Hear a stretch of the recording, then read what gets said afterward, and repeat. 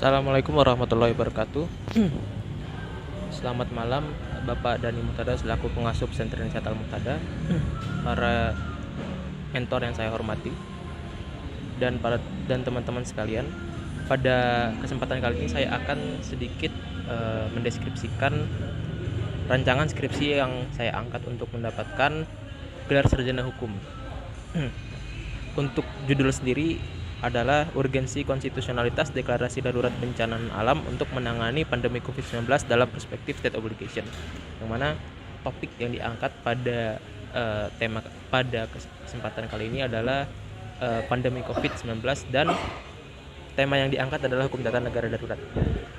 Jadi mengapa kemudian tema ini diangkat? Karena yang pertama, terdapat dua kondisi negara dalam menjalankan kekuasaannya, yakni dalam keadaan normal dan dalam keadaan tidak normal.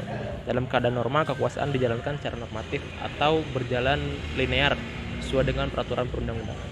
Keadaan yang kedua adalah keadaan luar biasa atau keadaan darurat, di mana fungsi-fungsi negara tidak dapat berjalan secara normal dan perlu dibuat pengaturan khusus terhadap sebuah fenomena yang menyebabkan fungsi-fungsi negara tidak berjalan secara normal, agar negara dapat menjalankan fungsi-fungsinya kembali. Nah, terdapat pintu-pintu yang harus dimasuki oleh presiden untuk mengumumkan keadaan darurat.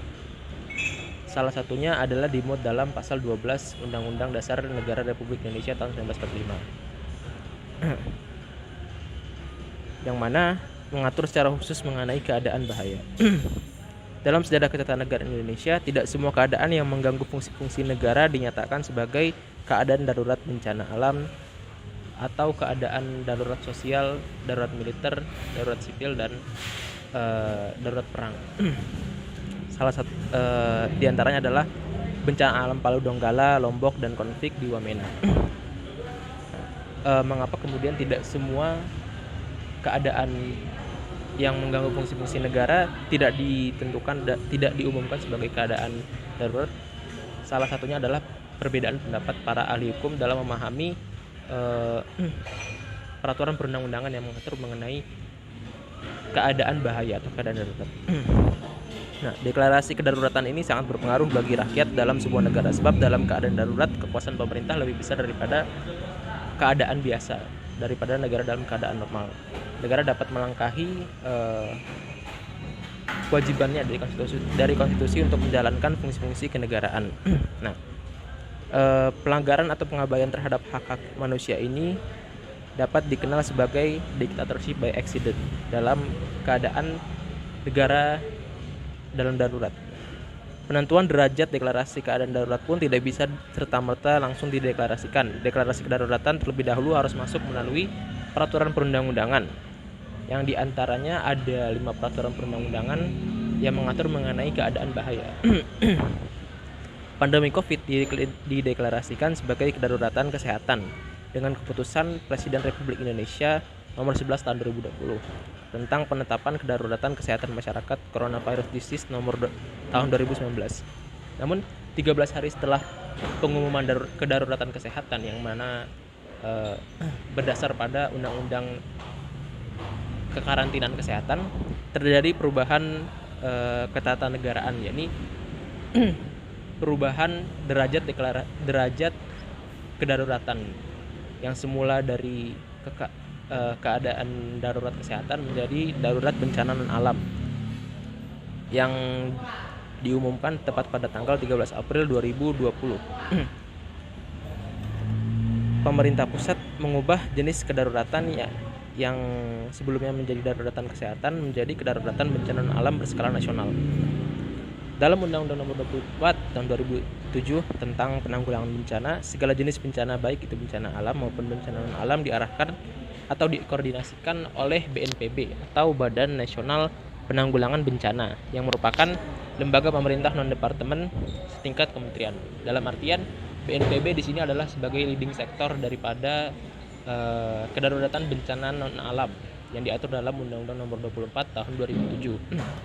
Namun pada kenyataannya tidak demikian. Dalam pelaksanaannya, setelah kedaruratan kesehatan dicabut dan diganti oleh kedaruratan bencana alam, leading sektor yang mengambil alih pada penanganan pandemi COVID ini tidak atau bukan oleh BNPB, namun dibentuk sebuah lembaga negara baru yang diketuai oleh salah satu menteri koordinator dalam kabinet Jokowi II. Nah, tentu hal ini merupakan penyimpangan terhadap ketentuan peraturan perundang-undangan yang dipakai untuk mengumumkan kedaruratan bencana alam.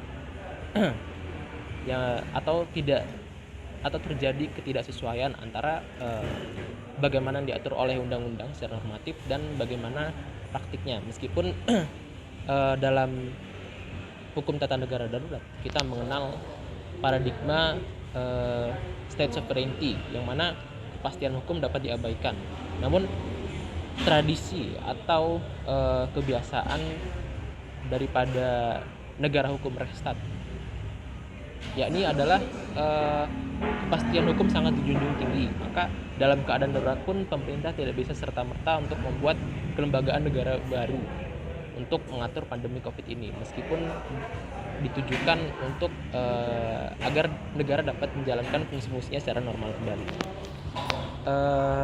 Maka di sini saya ingin mengukur urgensi atau kepentingan secara konstitusional deklarasi yang dilakukan oleh Presiden Jokowi, deklarasi darurat bencana non-alam untuk menangani pandemi COVID-19 diukur dengan perspektif state obligation atau kewajiban negara.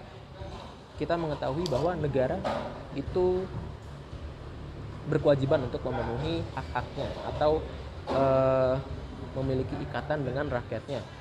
Nah, dalam dimensi state obligation ini, negara diwajibkan untuk menghargai, melindungi dan memenuhi hak-hak daripada rakyatnya. Nah, kemudian apakah deklarasi bencana non alam yang dilakukan oleh Presiden yang sebelumnya adalah kedaruratan kesehatannya adalah kedaruratannya adalah tingkat kedaruratan kesehatan yang menggunakan peraturan perundang-undangan yang berbeda daripada kedaruratan bencana non alam, apakah sudah dikatakan memenuhi state obligation atau kewajiban negara. Selanjutnya, untuk menganalisis masalah ini, teori-teori yang akan saya angkat yang pertama adalah teori dalam menangani kedaruratan yang dihadapi oleh sebuah negara. Yang pertama ada state sovereignty theory atau kedaulatan negara. Teori ini menyebutkan bahwa kepastian hukum dapat dilangkahi selama hal itu dapat menjalankan fungsi-fungsi kenegaraan sedia kala atau seperti sebelumnya.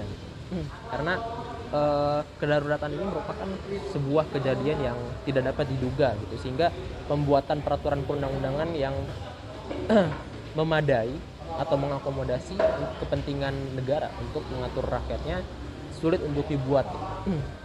Dan teori yang kedua adalah teori rule of law yang sangat cocok dengan tradisi negara hukum Rechtsstaat, di mana kepastian hukum dijunjung tinggi dengan sebuah adagium yang kita kenal, fiat justitia ruat caelum. Hukum harus dijunjung tinggi meskipun langit akan runtuh.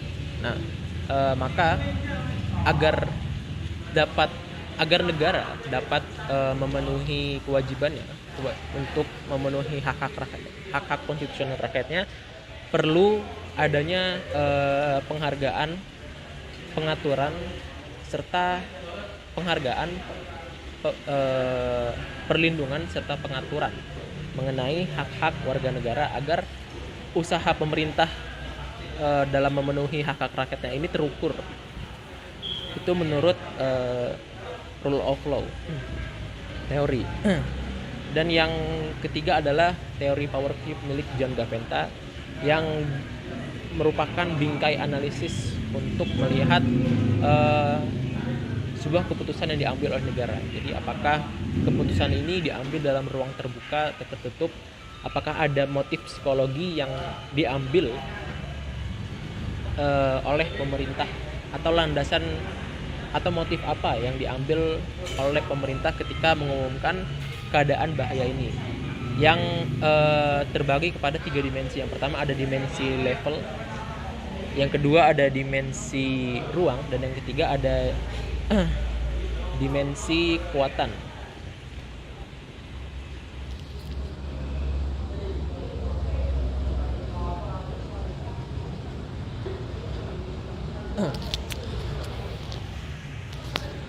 Penelitian yang akan saya lakukan ini berjenis penelitian hukum dogmatik atau penelitian hukum normatif, yang mana sumber utamanya adalah peraturan perundang-undangan dan literatur mengenai hukum, terutama hukum tata negara atau ilmu politik atau yang berkaitan, atau disiplin ilmu yang berkaitan. Mungkin sekian yang dapat saya jelaskan mengenai rancangan skripsi saya. Kurang lebihnya mohon maaf. Assalamualaikum warahmatullahi wabarakatuh.